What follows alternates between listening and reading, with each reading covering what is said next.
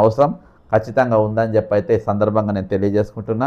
Contract ఉద్యోగులు కూడా already ఇదివరకే పనిచేస్తున్న కాంట్రాక్టు దాదాపు 40 సంవత్సరాల పాటు పనిచేసినటువంటి కాంట్రాక్ట్ ఉద్యోగులను కూడా పర్మనెంట్ చేయాల్సిన అవసరం ఉంది. మొన్ననే 17 మందినేమో చేసిండు కోర్టు డైరెక్షన్లో, మిగిలిన వారిని కూడా చేయాలి. చేసిన వారికి బయటికి వెళ్ళిన వారందరూ కూడా అది అవుట్సోర్సింగ్ కానీ కాంట్రాక్టర్ వాళ్ళకి ఐడి కార్డులు ఇవ్వాలి. అంతేకాకుండా హాస్పిటల్లో వాళ్ళకు ఫెసిలిటీస్ ఇవ్వాలి. అక్కడ వైద్య సదుపాయాలు వాళ్ళకి కల్పించాల్సిన అవసరం ఖచ్చితంగా ఉందని చెప్పేసి నేను విజ్ఞప్తి చేస్తున్నా.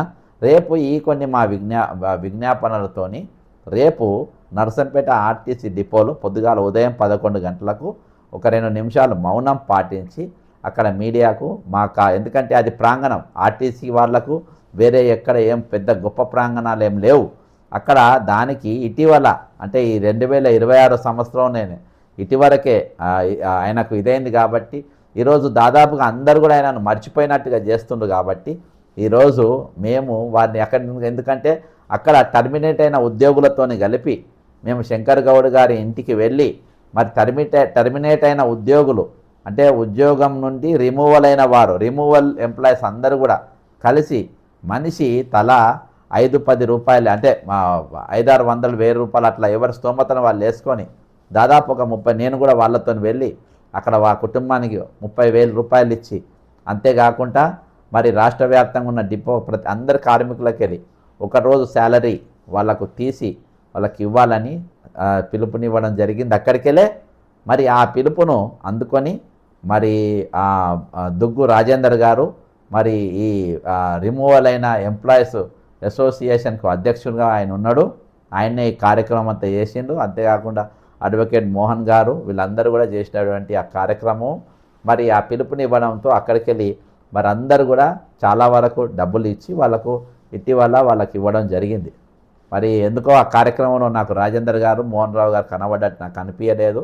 సరే ఏదేమైనప్పటికీ దానికి పెద్ద మనసుతోని వాళ్ళు చాలామంది రిమూవ్ అయిన వారు ఈరోజు ఆటోలు నడుపుతుండ్రు, జీబులు నడుపుకుంటుండ్రు, కొంతమంది వివిధ చిరు వ్యాపారాలు పెట్టుకొని వాళ్ళ కుటుంబాలు పోషిస్తున్నా కానీ అయ్యో మా ఆర్టీసీ కోసం నిన్నదాకా మేము పనిచేసిన మా ఆర్టీసీ కోసం ఇంత మరి శంకరన్న చనిపోయిండు ఆ కుటుంబంతో మేము మద్దతుగా అండగా నిలబడాలని చెప్పి వాళ్ళ కాయా కష్టంతో జీతంకి వెళ్ళి ఇచ్చుడు వేరే, కానీ నౌకరు వెళ్ళిపోయిన తర్వాత వాళ్ళకు ఉన్న దాంట్లో వాళ్ళకు ఒక పూట అన్నం చంపుకొని వాళ్ళు ఆ డబ్బు చేసి వాళ్ళకిచ్చి అంటే ఆ 30,000తోని ఏమైందని కదా 30,000తోని మరి ఈరోజు తెలంగాణలో ఉన్న దాదాపు చాలామంది ఆర్టీసీ వాళ్ళు మరి వాళ్ళ జీతాలకు వెళ్ళి ఒకరోజు పైసలు ఇవ్వడానికి అదొక స్ఫూర్తిగా నిలిచింది. కాబట్టి ఆ స్ఫూర్తితోని అందరూ కూడా ఇవ్వడం జరిగింది. సరే ఈరోజు ఆయన శంకరన్న త్యాగాన్ని వెలగట్టలేనిది దానికి ఎవరు కూడా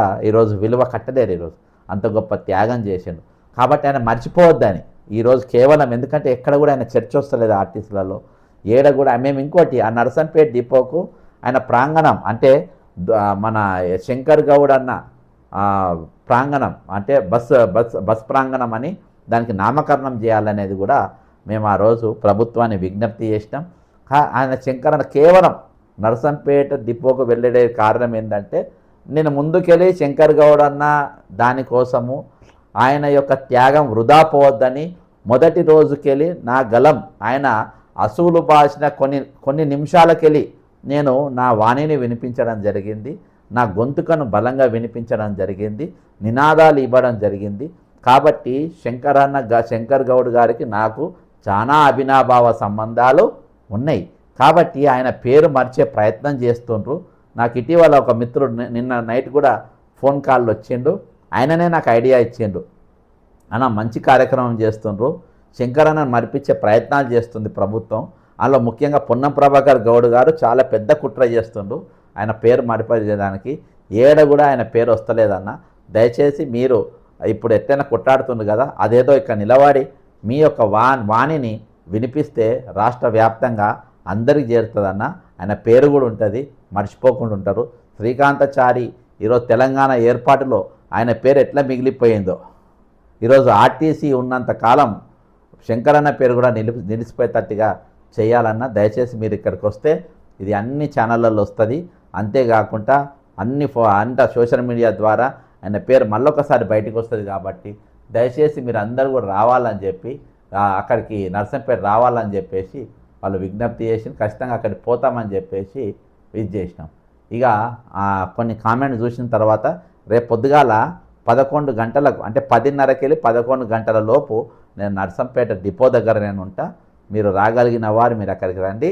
నేను ఎక్కడ ఎటువంటి బలవంతం లేదు, కానీ వస్తే మంచిదని నా యొక్క విజ్ఞప్తి. శాంతియుతంగా జరసేపు మనం అక్కడ మాట్లాడుకుందాం, తర్వాత మన గమ్యస్థానాలకు వెళ్ళిపోదాం. ఇక తర్వాత కార్యక్రమం మనం ఏ విధంగా చేయాలనేది వచ్చే రోజుల్లో ఖచ్చితంగా చూద్దాం. ఒకసారి కొంతమంది మిత్రులు కొన్ని కామెంట్స్ ఇచ్చిండ్రు, ఒక 2 నిమిషాలు. ఎందుకంటే మన ఛానల్ ఎవరు చూసినా చూడకున్నా ఈరోజు పోలీస్ ఇంటెలిజెన్స్ పెద్దలు చూస్తారు, అంతేకాకుండా రేవంత్ రెడ్డి గారి కళ్ళు చెవులు ముక్కు ఆ పెద్దలు ఉన్నారు, ఆయన కూడా చూస్తారు. అన్నిటికంటే ముందు రేవంత్ రెడ్డి గారికి మనం కాంగ్రెస్ పార్టీ పెద్దలందరూ కూడా ముందుగా మన కంగ్రాచులేషన్ చెప్పాలి. ఎందుకంటే సుప్రీంకోర్టు అత్యధిక క్రిమినల్ కేసులు ఉన్నటువంటి వ్యక్తిగా మన రేవంత్ రెడ్డి గారిని గుర్తించారు.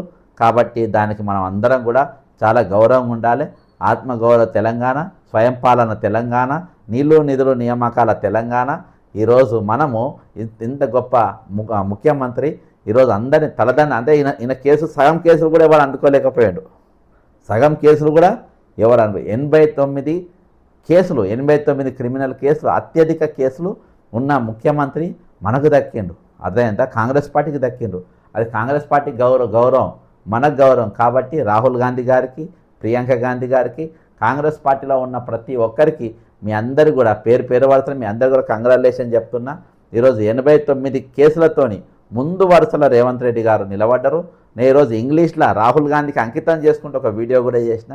ప్రియాంక గాంధీ గారికి, రాహుల్ గాంధీ గారికి, కాంగ్రెస్ పార్టీ పెద్దలకు, పురప్రముఖులకు అందరూ కూడా ఒక వీడియో అంకితం చేసిన. ఈరోజు సాయంత్రం 5 గంటలకు ఒక వీడియో చేసిన. వాళ్ళందరూ కూడా నేను బధాయి చెప్పిన, కంగ్రాచులేషన్ చెప్పిన.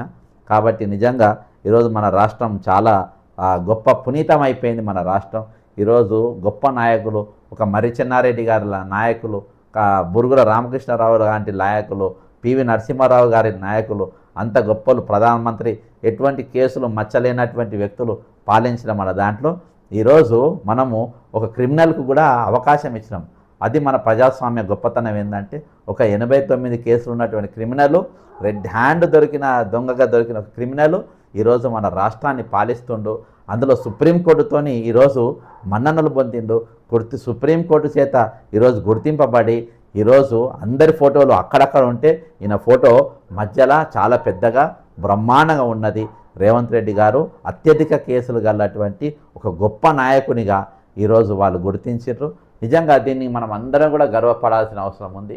మనందరం కూడా తెలంగాణలో పుట్టిన ప్రతి పౌరుడు ఈరోజు దీన్ని అందరూ కూడా ఈరోజు మిఠాయిలు పంచుకోవాల్సిన అవసరం ఖచ్చితంగా ఉంది. ఎందుకంటే ఇంత పెద్ద ఘనత మనకు ఎవ్వరికి దక్కది, ఇంత పెద్ద ఘనత మన ఎవ్వరికి దక్కది. కాబట్టి ఈరోజు నిజంగా ఇక్కడ మన మ్యాప్ కూడా ఉన్నది, విజయ్ గారు ఉన్నారు, వీళ్ళందరూ ఉన్నారు. అందరి మీద ఒకసారి ఇక్కడ పక్కన మ్యాప్ కూడా ఉంది. హైయెస్ట్ నంబర్ ఆఫ్ కేసెస్ ఎక్కడ రేవంత్ రెడ్డి గారు 89 కేసులు, అంటే 89 కేసులు ఆయన మీద. వెస్ట్ బెంగాల్ 29, అంటే రేవంత్ రెడ్డి సగాన్ని కూడా చేరుకోలేకపోయారు, కనీసం 30 కూడా లేదు. అంటే 89 ఆయన దరిదాపులో కూడా ఎవరు లేరు, వన్ సైడ్ వార్ అన్నట్టు. అంటే 89 కేసులు ఆయన మీద మాత్రమే ఉన్నాయి ఈ రాష్ట్రంలో, ఈ దేశంలో.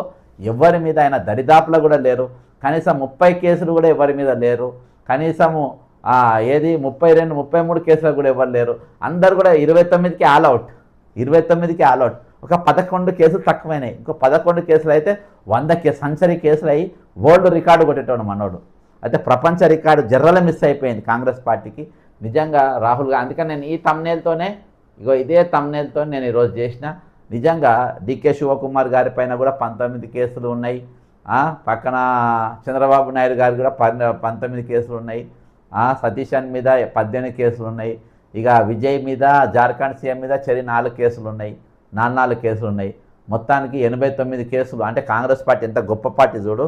ఈరోజు 89 కేసులు, అంటే ఒక మహాత్మా గాంధీ మీద, నెహ్రూ మీద కేసులు ఉండేటి. ఈరోజు కేసులు ఎక్కువ ఉంటేనే మా దగ్గర ముఖ్యమంత్రి అని ఈరోజు ఎక్కువ కేసులు ఉన్నాయి పెట్టిండ్రు. తర్వాత కేసులు కాంగ్రెస్ పార్టీలో ఉన్నాయి డీకే శివ, కాబట్టి ఆయనకి ఇంకో ముఖ్యమంత్రికి అవకాశం ఇచ్చిండ్రు. వచ్చే రోజుల్లో దయచేసి ఎవరైనా ముఖ్యమంత్రి కావాలనుకున్న వాళ్ళు మీరు 90 కేసులో ఉంటేనే మీకు రేపు ముఖ్యమంత్రి. నెక్స్ట్ అర్థమైందా? మీరు అందరూ ముఖ్యమంత్రులు అయిదామనుకుంటున్నారు కానీ మీరు ఎవ్వరు కూడా ముఖ్యమంత్రి గారు. ఈరోజు మీరు అందరూ ముఖ్యమంత్రి కావాలంటే 89 కేసులు ఎవరి మీద లేదు, దరిదాపులకు కూడా లేరు. నిజంగా మీరు ముఖ్యమంత్రి కావాలనుకుంటే ఉత్తమ్ కుమార్ రెడ్డి గారైనా, శ్రీధర్ బాబు గారైనా, దామోదర్ రాయనరసింహ గారు, మీరు అందరూ ఎవరు సీఎం కావాలనుకున్న వాళ్ళు కూడా మీరు దయచేసి మీరు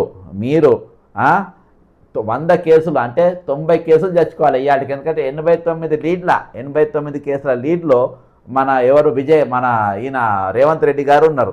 అంటే ఆయన దరిదాపుల దగ్గర భారతదేశం మొత్తంలో దరిదాపులో కూడా ఎవరు లేరు. ఇప్పుడు ఆయనని మీరు క్రాస్ చేయాలంటే ఆయనను కాదని మీరు ముఖ్యమంత్రి కావాలంటే ఈరోజు మీరు 90 కేసులు మీరు తెచ్చుకోవాలి.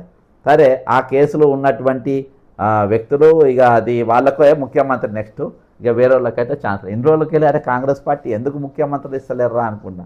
ఇప్పుడు కొత్త విధానం మొదలైంది. కాంగ్రెస్ హైయెస్ట్ కేసెస్ ఉన్న వాళ్ళకు హైయెస్ట్ పోస్ట్ కాబట్టి అవి లేవు. కాబట్టి కాంగ్రెస్ పార్టీలో ఉన్న పెద్దకు వాళ్ళందరూ కూడా ఈరోజు కృతజ్ఞత జరపాలి. ఇవాళ అందరూ కూడా మిఠాయిలు పంచుకుంటున్నంత రాష్ట్రం అంతా. ఓకేనా? గాడ్సే కుమారస్వామి, గోదా శివకుమార్ స్వామి అనుకుంటా. ఉద్యోగులకు పాత పెన్షన్ ఇస్తే ప్రభుత్వానికి సగం కాంట్రిబ్యూషన్ వస్తుంది. జై తెలంగాణ. Very good. ఇంకోటి, PRC must be immediately declared by Revanth Reddy. ఆ declaration Congress manifesto. Yes. TGJAC వాళ్ళు మాట్లాడడం లేదు, ఇలా మాట్లాడినరు. అవుట్సోర్సింగ్ ఉద్యోగులు రాష్ట్ర స్థాయిలో ఉన్నారు, వాళ్ళ గురించి కూడా మాట్లాడండి. సరిపోని జీతాలు, ఆగమవుతున్న జీతాలు. బ్రదర్, వచ్చే రోజుల్లో ఖచ్చితంగా మీ తరఫున గట్టిగా మాట్లాడుతున్నాం. ఆల్రెడీ పులి లక్ష్మణ్ గారు పెద్ద ఎత్తున ఇది చేసినారు. మనము సెప్టెంబర్లో డెడ్లైన్ పెట్టాము. దాని తర్వాత ఖచ్చితంగా 11వ తారీఖులే, సెప్టెంబర్ 11వ తారీఖు మనం దీన్ని కూడా ఎజెండాగా తీసుకొని పనిచేద్దాం. మీ బతుకులు, అవుట్సోర్సింగ్ ఎంప్లాయీస్ బతుకులు చాలా అధ్వానంగా, చాలా దయనీయంగా ఉన్నాయి. అవుట్సోర్సింగ్ ఉద్యోగుల కోసం ఒక్క నాయకుడు మాట్లాడడం లేదు సార్. మీరు తప్ప మీకు చాలా రుణపడి ఉంటాం సార్. రైట్ బ్రదర్, ఇవంతా మన డ్యూటీ బ్రదర్. ఎందుకు అవుట్సోర్సింగ్ ఉద్యోగుల గురించి. Thank you.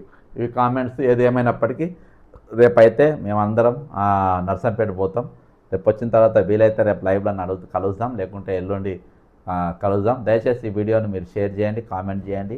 ప్రతి ఒక్కరు ఒక సమస్య మన అన్న ఈరోజు పాపన్న గౌడ్ విగ్రహం ఆవిష్కరణ సందర్భంగా అని దొంగ మాటలు మాట్లాడుతుంది. ఎవరబ్బా మాట్లాడింది? సరే, సర్దార్ పాపన్న అనేట ఆయన చాలా గొప్ప నాయకుడు. అదేందా, పాపన్నను సర్దార్ పాపన్న గౌడ్గా పెట్టుకుంటారు. కానీ సర్దార్ పాపన్న పేరు మీద సర్దార్ పాపారాయుడు సినిమాలు వచ్చినాయి. అదేందా, తాండ్ర పాపారాయుడు అని రకరకాలుగా వచ్చినాయి. ఏదేమైనప్పటికీ సర్దార్ పాపన్న చాలా గొప్ప నాయకుడు. ఆయన ఒక కులానికి సంబంధించిన నాయకుడు కాదు, ఆయన ఒక వ్యవస్థకు సంబంధించిన నాయకుడు. కాబట్టి ఆయన చాలా గొప్ప లీడర్. అర్థమైందా? కాబట్టి దాన్ని ఒకరు ఓన్ చేసుకోవద్దు, దాన్ని దేశమంతా ఓన్ చేసుకోవాలి. జై తెలంగాణ, అమరవీరులకు జోహార్లు.